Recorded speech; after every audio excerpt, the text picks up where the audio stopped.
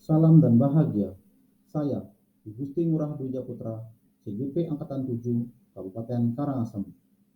Pada kesempatan hari ini, saya akan menyampaikan koneksi antar materi modul 1.4 tentang budaya positif. Budaya positif merupakan perwujudan dari nilai-nilai atau keyakinan universal yang diterapkan di sekolah. Budaya positif akan menuntun murid berkembang menjadi pribadi yang kritis, penuh hormat, dan bertanggung jawab.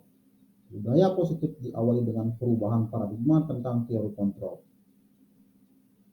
Selama ini, barangkali kita sebagai guru merasa berkewajiban mengontrol perilaku murid agar memiliki perilaku yang sesuai dengan guru harapkan.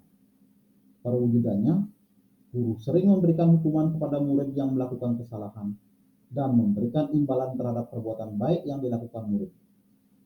Hal tersebut tidaklah tepat. Hukuman bisa menyebabkan trauma psikologis pada diri murid, sedangkan hadiah bisa menyesatkan murid pada situasi yang ketergantungan.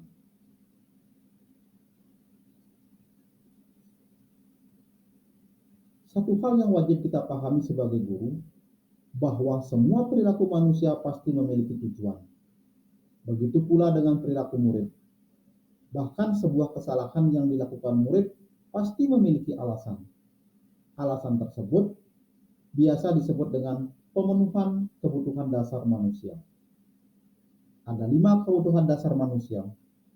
Pertama, kebutuhan bertahan hidup, yaitu kebutuhan yang berkaitan dengan fisik, seperti makan, tidur, tempat tinggal, dan lain-lain.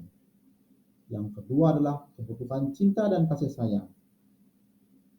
Yang ketiga adalah kebutuhan penguasaan.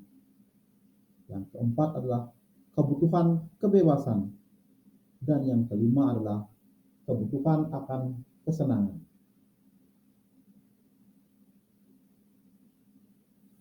Murid melakukan kebaikan sesuai dengan keyakinan kelas atau nilai yang sudah tertanam dalam dirinya, yang dikenal dengan motivasi internal. Motivasi internal lebih berjangka lama dan membuat murid makin kuat secara karakter. Keinginan untuk melaksanakan keyakinan universal yang datang dari murid atau disebut dengan motivasi internal dapat dilakukan dengan restitusi. Restitusi adalah upaya mendisiplinkan murid, tapi dengan cara murid sendiri yang menyelesaikan masalahnya dan membuat mereka bertindak sesuai dengan keinginan ideal yang didasarkan pada keyakinan kelas. Penekanannya bukan pada tindakan, tetapi pada nilai-nilai keyakinan yang telah disepakati.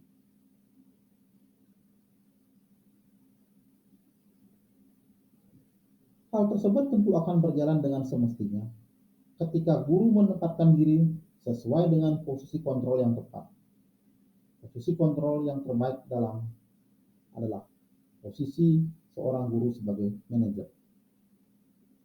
Pada posisi kontrol manajer, sikap guru ketika melihat murid melakukan kesalahan tidak langsung menghukum atau menasihati, tapi diawali dengan sikap memahami tindakan murid bahwa ketika murid bersalah itu biasa, karena memang setiap manusia pasti pernah bersalah, yang dikenal dengan menstabilkan identitas.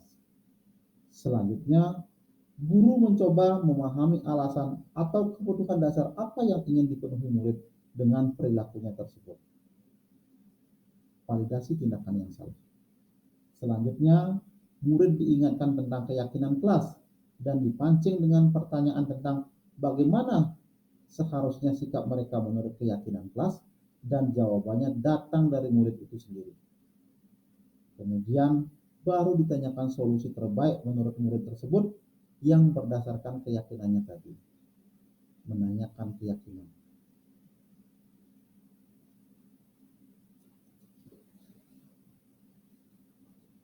Jika murid bersalah, sebenarnya gampang saja menyuruh mereka meminta maaf, kemudian menjalankan hukuman yang kita berikan.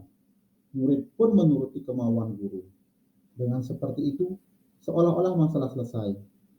Hal ini tidak sesuai dengan filosofi pendidikan menurut Ki Hajar Dewantara.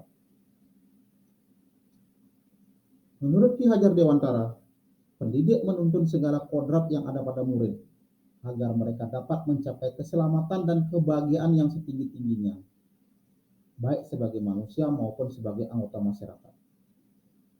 Ki Hajar Dewantara menyatakan bahwa pendidikan adalah tempat menyemai benih-benih kebudayaan. Kebudayaan dibentuk dari kebiasaan dan menjadi karakter. Pendidikan sejatinya mampu menumbuhkan manusia-manusia terbaik yang berpegang pada nilai-nilai keyakinan yang memiliki kemerdekaan jiwa, bukan membentuk generasi yang patuh karena tekanan akan aturan. Restitusi adalah sebuah upaya untuk membuat murid mampu mengevaluasi diri mereka agar menjadi manusia yang baik sesuai dengan nilai-nilai kebajikan universal dan menjadi lebih kuat karakternya. Restitusi sangat sesuai dengan filosofi pendidikan menurut Ki Hajar Dewantara dalam upaya membentuk budaya positif di lingkungan sekolah.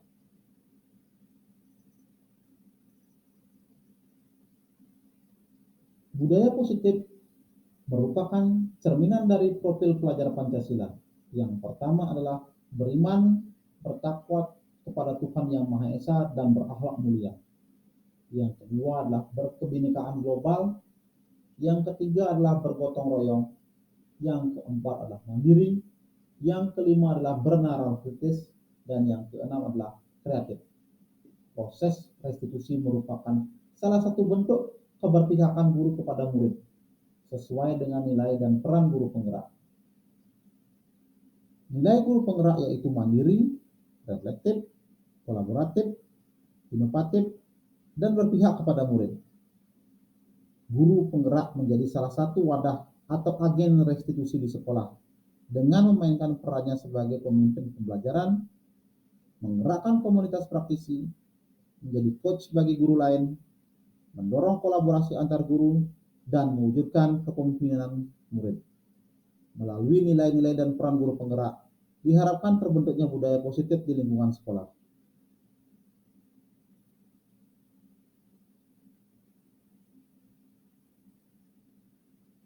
Dalam melakukan restitusi, penting sekali sebuah pendekatan yang menekankan pada kelebihan murid, bukan pada letak kekurangan, kelemahan, atau kesalahan yang dilakukan oleh murid. Pendekatan yang sesuai adalah inquiry apresiatif. Pendekatan inquiry apresiatif dapat membantu membebaskan potensi inovatif dan kreativitas serta menyatukan orang dengan cara yang tidak dapat dilakukan oleh proses manajemen perubahan biasa. Manajemen ini fokus pada kekuatan para anggotanya dan menyatukannya untuk mencapai hal yang tertinggi. Pendekatan inquiry apresiatif percaya bahwa setiap orang memiliki inti positif yang dapat memberikan kontribusi pada keberhasilan.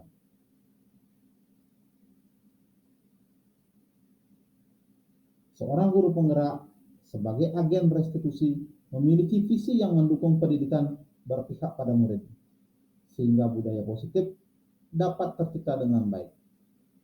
Untuk mewujudkan visi guru penggerak, maka diperlukan pendekatan kolaboratif inquiry apresiatif yang dilakukan dengan tahapan bagja.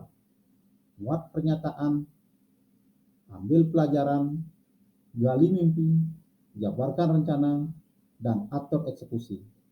Langkah-langkah ini sebagai upaya dalam menerapkan perubahan sesuai dengan visi guru penggerak. Ketika visi guru penggerak terwujud, maka akan terbentuk lingkungan yang positif, aman, dan nyaman sehingga akan muncul yang namanya budaya positif. Misalnya, terciptanya budaya positif berupa pembelajaran yang menyenangkan atau berpihak terhadap murid. Berikut saya sampaikan koneksi antar materi dari modul 1.1, 1.2, 1.3, dan 1.4. Budaya positif berakar pada filosofi pendidikan Ki Hajar Dewantara. Di antaranya adalah pendidikan yang berpihak pada anak, pendidikan sebagai benih-benih kebudayaan, dan pendidikan yang sesuai dengan kodrat alam dan kodrat zaman. Pembentukan budaya positif sejalan dengan peran dan nilai guru penggerak. Di antaranya adalah kebajikan universal, tahapan tumbuh kembang anak, nilai guru penggerak, serta peran guru penggerak. Untuk mewujudkan budaya positif, seorang guru penggerak harus memiliki sebuah visi. Visi guru penggerak ini disusun berdasarkan pendekatan inquiry apresiatif, tahapan baja, dan proses ATM, amati, tiru, modifikasi. Itulah kita konsep koneksi antar materi yang terdapat pada modul 1. Pendidikan tidak hanya pada bagaimana murid memperoleh pengetahuan, tapi yang paling penting adalah bagaimana pengetahuan yang diperoleh bermanfaat bagi kehidupan murid.